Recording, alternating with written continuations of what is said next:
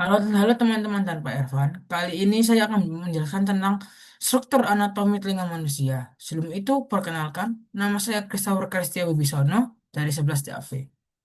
Apa itu telinga manusia? Telinga manusia adalah salah satu indera manusia yang berfungsi sebagai indera pendengar untuk menangkap gelombang suara dan sebagai organ pengatur keseimbangan tubuh. Jadi, telinga itu sangat penting bagi manusia karena sebagai indera pendengar. Bagi bagian telinga manusia. Telinga manusia dibagi menjadi tiga bagian, yaitu telinga bagian luar, telinga bagian tengah, dan telinga bagian dalam. Telinga bagian luar terdapat helix, skapka, antihelix, konka, daun telinga, tulang rawan, otot, dan tulang pelipis. Lalu telinga bagian tengah terdapat saluran telinga luar, tulang martir, tulang landasan, tulang sanggurdi, membran timpani atau bisa biasa disebut gendang telinga, dan rongga timpani.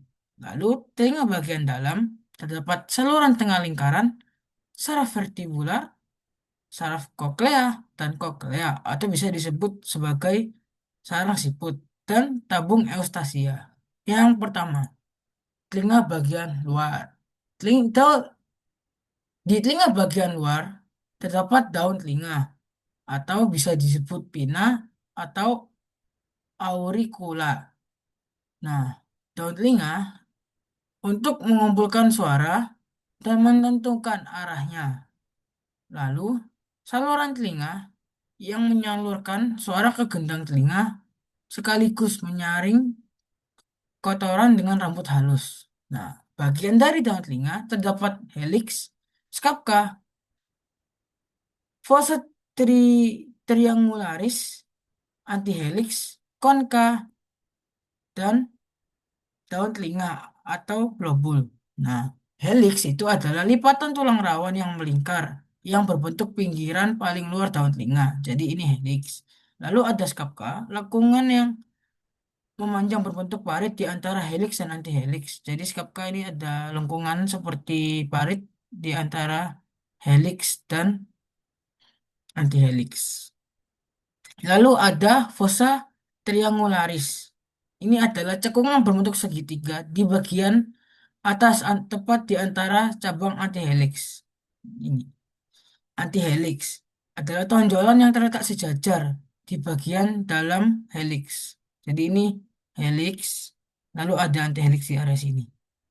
Lalu ada konka. Konka adalah cekungan terdalam di tengah daun telinga yang mengarah langsung ke lubang liang telinga atau saluran telinga. Lalu ada daun telinga atau lobul.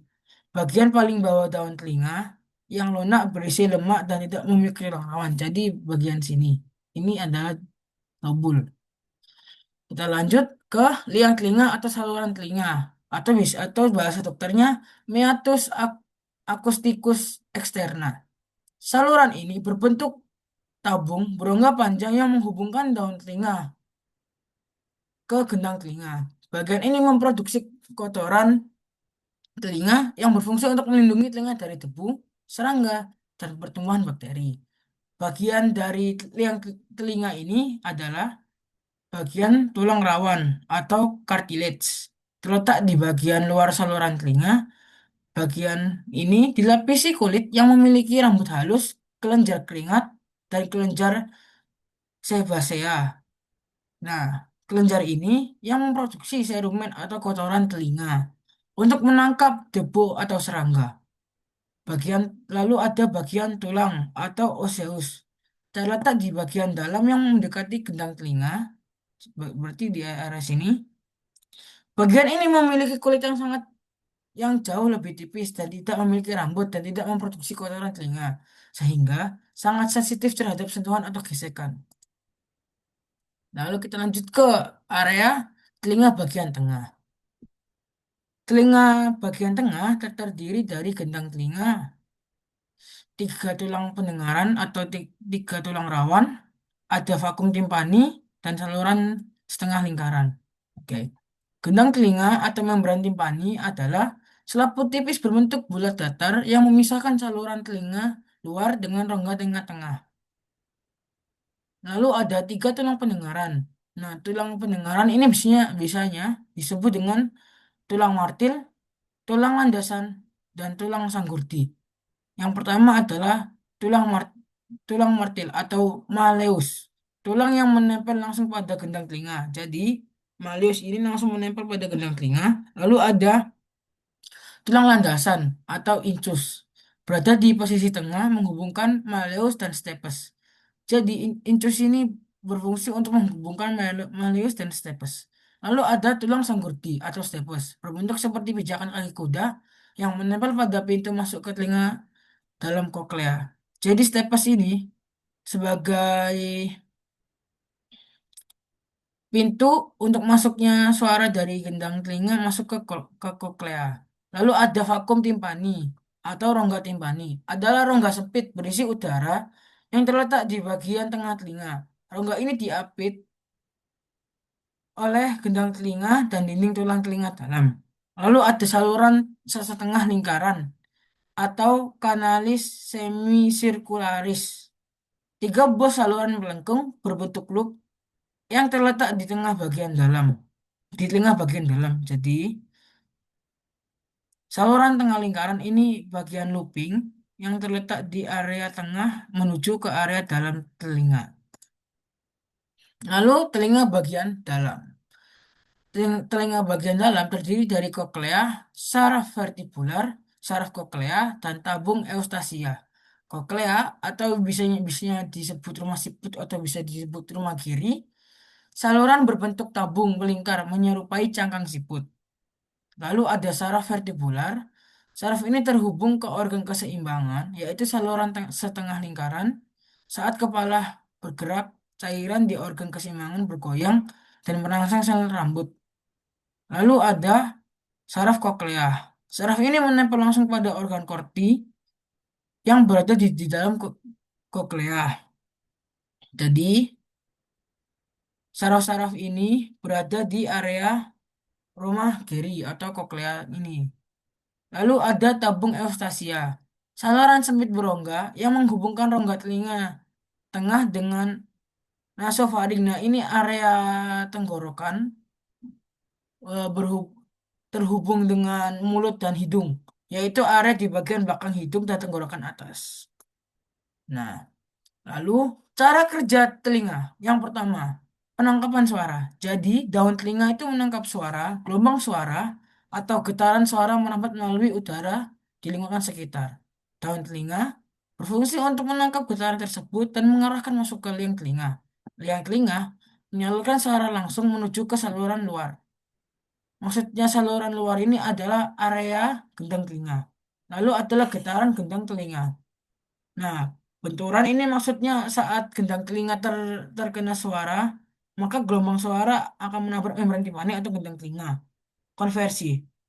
Saat gendang telinga ini bergetar, maka selaput tipis maka selaput tipis ini bergetar mengubah energi suara menjadi gerakan mekanis. Jadi langsung memproses suara manusia. Penguatan suara, rantai tulang. Jadi dari tulang-tulang rawan tiga tulang itu, getaran gendang telinga menggerakkan tiga tulang pendengaran, yaitu malleus, incus, lalu stapes. Efek dongkrak. Ketiga tulang terkecil ini memperkuat daya getaran suara hingga berlipat ganda agar kuat menembus media yang lebih padat di bagian dalam. Jadi saat terdengar suara, lalu bagian tiga tulang ini bergetar, maka akan mengalami efek dongkrak, yaitu suaranya itu menjadi lebih kuat agar bisa diproses lebih mendalam dan menembus media yang lebih padat ini di bagian menuju ke area otak. Lalu keempat, pengetukan pintu masuk. Nah, tulang stapes bergerak maju mundur seperti piston yang menekan membran oval window atau fenestra vestibuli. Katup pelepas.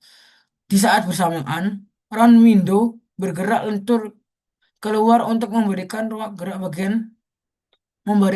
gerak bagi cairan di dalam. Jadi, saat ber- di saat bersamaan, tulang stapes ini maju mundur saat bergetar. Katup katup ini melepaskan atau bergerak lentur agar bisa memberikan ruang gerak bagi cairan di dalam. Jadi agar diproses menuju otak. Perpindahan gelombang cairan.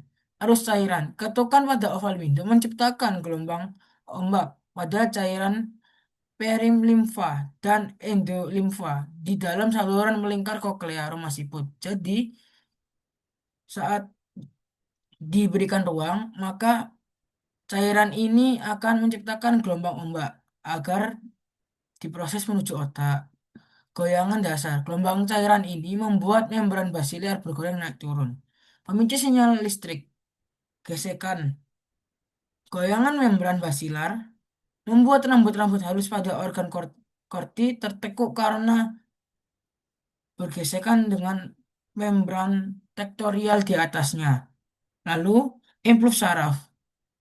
Pembengkokan rambut ini membuat saluran ion dan memicu letupan energi listrik biologis yang langsung ditangkap menuju ujung saraf koklea. Pengiriman.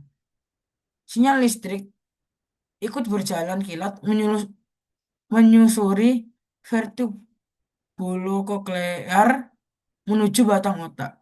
Persepsi. Sinyal tiba di korteks auditory pada otak atau lobus temporal. Otak kemudian menerjemahkan sinyal listrik tersebut menjadi suara yang kita kenali seperti musik, suara orang berbicara, atau kebisingan lingkungan. Sekian dari saya. Terima kasih teman-teman dan Pak Ervan. Saya izin pamit. Terima kasih.